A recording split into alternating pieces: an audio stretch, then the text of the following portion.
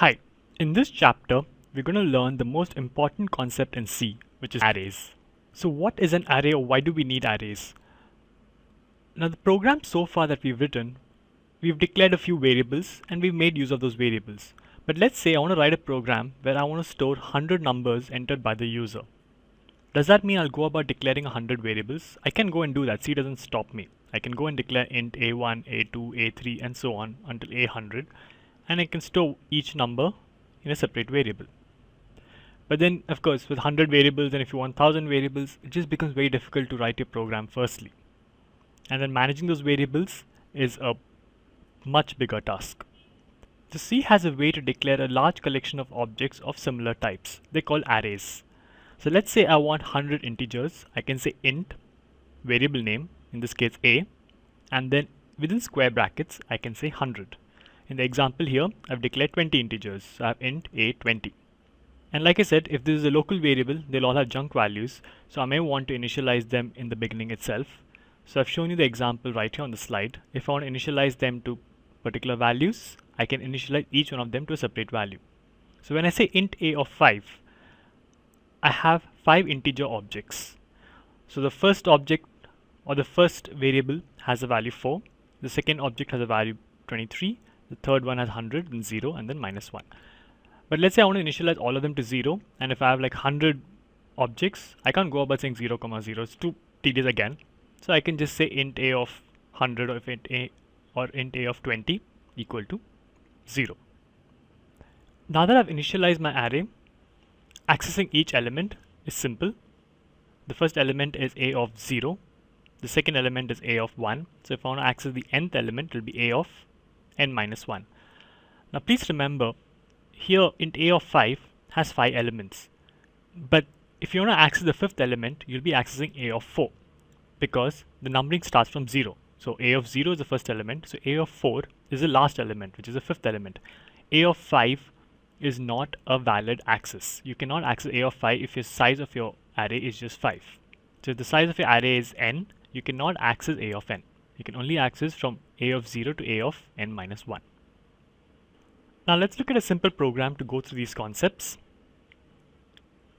So I have hash include stdio.h. I have an int main. Okay, so I want to have 10 different integers. So I can have int a of 10, and I want to initialize all of them to 0 initially. So I'm just going to say 0. So like I said, the first element here, or the first integer, is a of 0. So if I want to store the number 10 in the first integer, I can just say a of 0 equal to 10. It's very similar to accessing normal variables. Now if I want to access all of them, what you'll end up doing with arrays is generally use a for loop. So let's say I want to accept 10 integers from the user. So let's have an index int I. For I equals 0, because it has to go from a of 0 to a of 9. So I less than 10, I plus plus. So I have a loop which goes from 0 to 9. All I have to do is ask the user to enter a number. So I can say printf enter a number.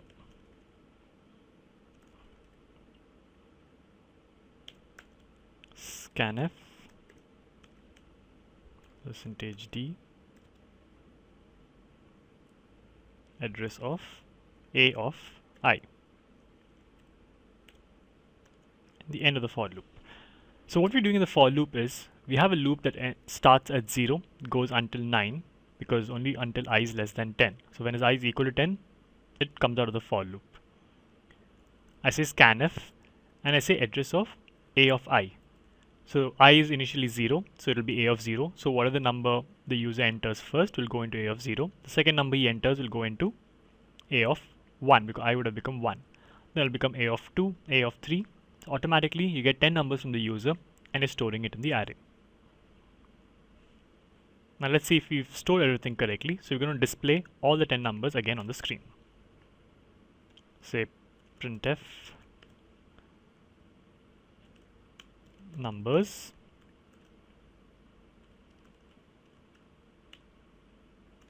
again for I equal to 0, I less than 10, I plus plus, printf %d because it's still an integer, a of I. So just the way we needed a for loop to take input from the user, we again need a for loop to access every element of the array. There is no way to print an array with just one single printf statement. A printf, you need to pass what kind of element you're printing. And we already learned that we have only a few basic data types. So if I'm printing an integer, it's %d. So I can print only one integer at a time using the printf. So if I want to print the entire array, I need to put in the for loop and print one element at a time. And that is what I'm doing here again.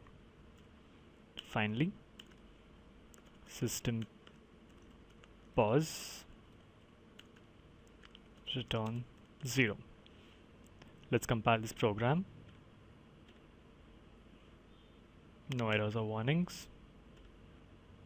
Let's run it. Enter a number. I say 1, 2, 3, 4, 5, 6. Let's enter 100 in between. 34, 56, 12. And there you go. It says numbers and it's printed all the numbers on the same line. Why is that so? Because we missed out on a \n. We just print the number, we don't go to the next line. So it's printing all the numbers next to each other. Put a \n. Now let's compile and run.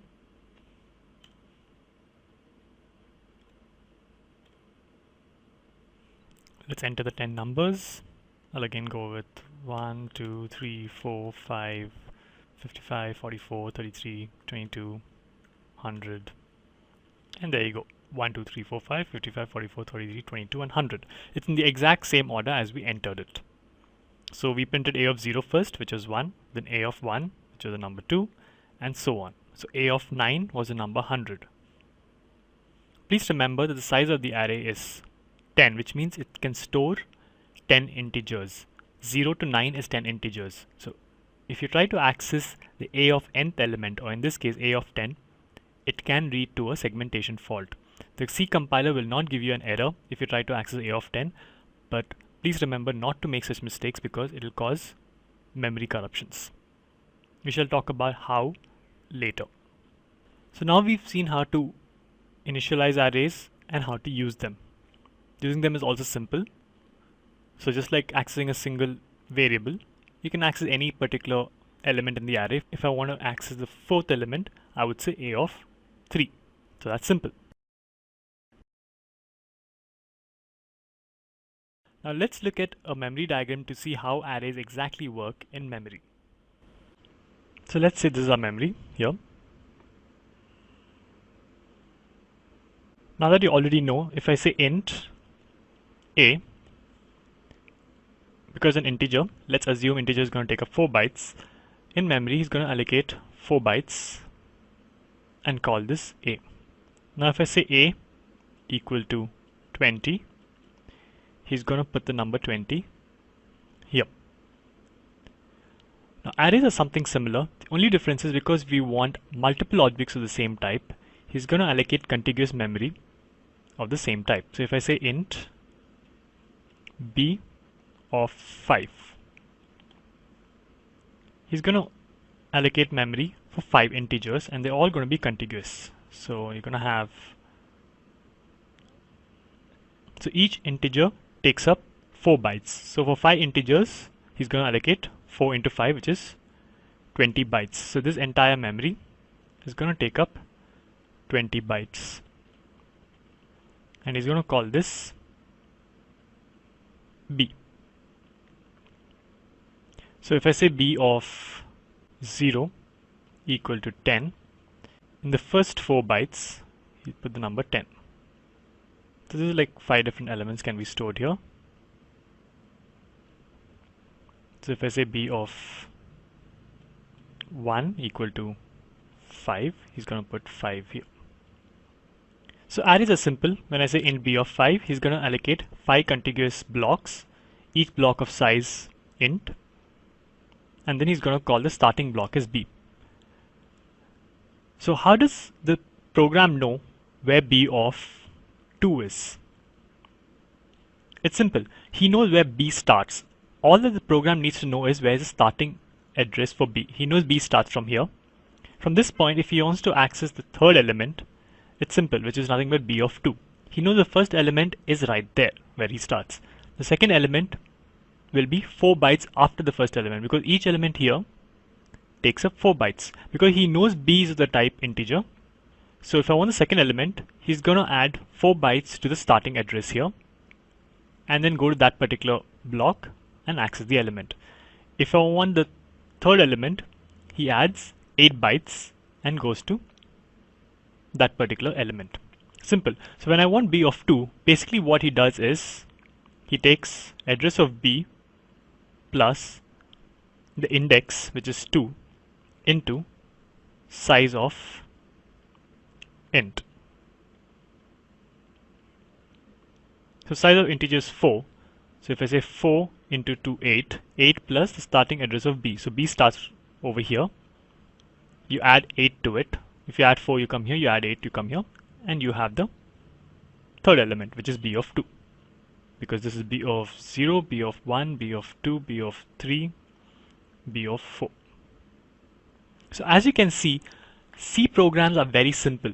It does not need to store a lot of information within itself. Like in the case of arrays, all he needs to know is where the array starts. To access any other element is simple arithmetic.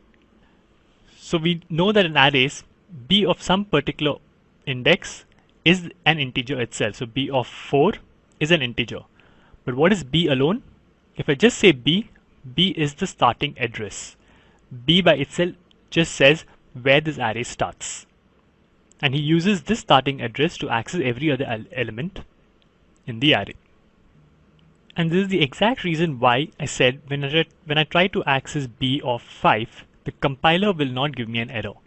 Because to the compiler, it does not matter what you're trying to access, just some memory location. I can access any memory location. But then you may get an error when you're running the program. And this is because b of 5 does not belong to your program. Until b of 4 is what belongs to you. B of 5 is the next block, which may belong to some other variable within your own program, or it may belong to a separate program by itself. So by accessing that and writing something there, you may end up corrupting somebody else's memory. Like I said, C is simple. He does not know the size of the array, etc. He just knows where the array starts. He does not know whether the array belongs to you. But when you start running the program, the operating system knows whether that particular memory belongs to you or not. So if you try to access a memory that does not belong to you, your program might just quit with an error. So let's come back to this simple program that we've written. Now let's see how do we pass arrays to functions. We know how to pass variables. Now let's see how do we pass an array. It's pretty much similar. So let's have a function void, because I don't want the function to return anything, func, and it's going to take an array as a parameter. So this function func, or let's call it display. The function display is going to display all the elements of the array. So I say void display, and it's going to take an array. So I just say this.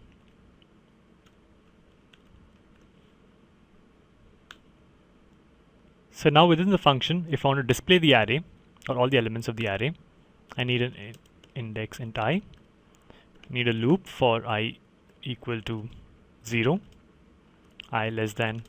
Now I know there are only 10 elements, but then the function actually does not know whether there are 9 elements, 10 elements, 100 elements. It has no idea. So if I'm going to write a generic function, I cannot just guess saying how many elements are there in the array A, because the function display needs to display the entire array no matter how many elements are there. Let's say next time instead of A of 10, I say A of 100. I'm not going to go about changing the for loop everywhere, right? So the simplest thing to do is pass the number of elements in the array too. So I can say int num. So now I say I less than num I plus plus, say printf %d / n a of I. So now that that function is going to do the displaying part, I do not need the for loop here. Instead of the for loop, how do I call the function and pass an array? I just say display, and I pass the array by just using the variable. But I need to pass a number too, so I say a comma 10. So I'm passing the array a, and I'm saying it has 10 elements. So it's going to display those 10 elements. Let's compile this. No errors or warnings. Enter a number. I'm just gonna say that's 10 numbers, and he's displaying all of them. Now let's say in display I say display a comma 5. He's gonna display just 5 numbers.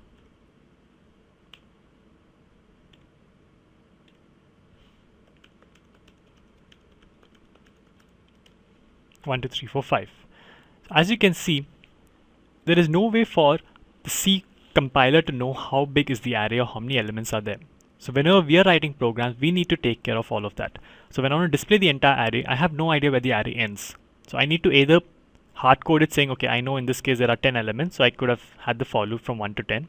Or if I want to write a generic function, which anybody can use, I say pass me the array and pass me the number of elements in the array that you want to display. I shall display it. That's what this function does. So passing arrays to function is simple. You just give the array name or the variable name. And when you're writing a function which accepts an array as an argument, you just say the type of the array. You just use the square braces. You do not need to specify any particular size within this, because they can send any array they want of any size.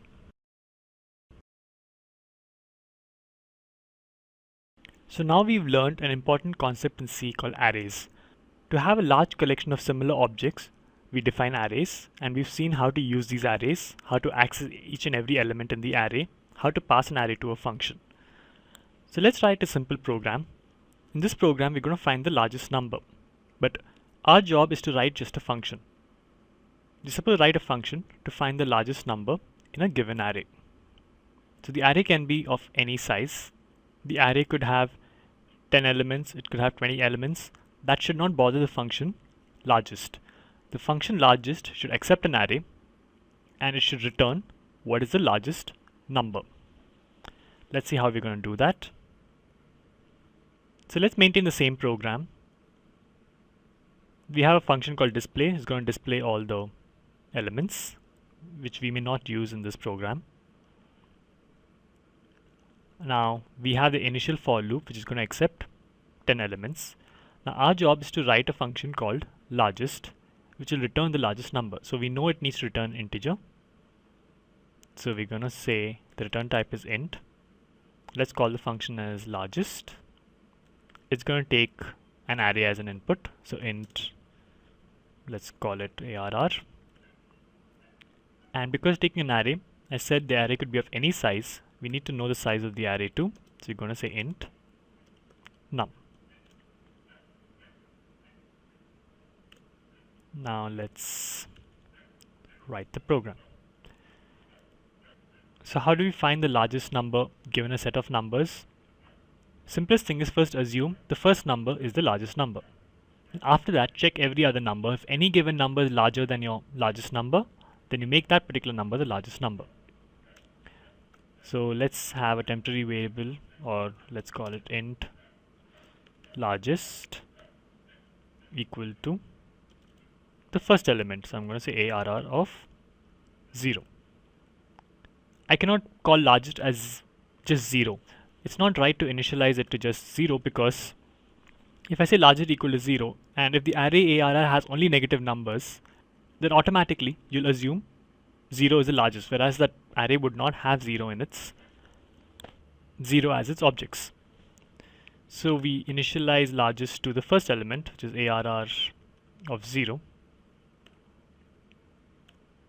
Now we need to go through every other element in the array. So we need a for loop for I equal to, we've already seen the first element, so we need to start from 1, I less than num I plus plus. We need an int I, Now what do we need to check? We need to check if this particular element, if the first or ARR of 1 is larger than largest, then largest is equal to ARR of 1. So if I is 1 initially, right? So if ARR of I is greater than largest, then largest is equal to ARR of I. So once we finish this for loop, in the variable largest, we will have the largest number. All we need to do is return the largest number. So we say return largest. This is simple, right? Now from main, all we need to do is call the function largest with the array, in our case A, and the number of elements is 10. And finally, whatever is returned, we need to print it. So we just say printf %d, say largest n. There we go. Now let's save this program.